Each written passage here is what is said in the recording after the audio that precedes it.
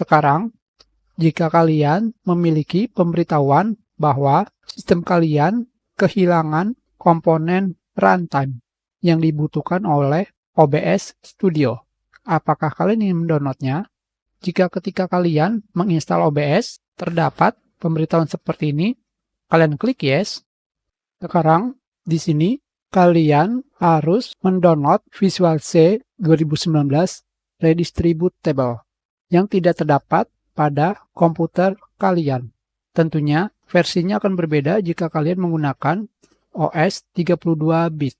Jika kalian menggunakan Windows 8, kalian juga bisa menginstalnya lewat Windows Update atau dengan mendownloadnya manual seperti ini. Sekarang kita klik untuk mendownloadnya. Ukurannya 14,2 MB. Kalian klik Save File. Kalian pilih Save. Kita tunggu sampai proses download selesai. Sudah selesai. Sekarang kita akan pergi untuk menginstalnya. Klik 2 kali pada instalasi Visual C 2019 yang baru saja kita selesai download. Klik Run, centang I agree, install, pilih yes.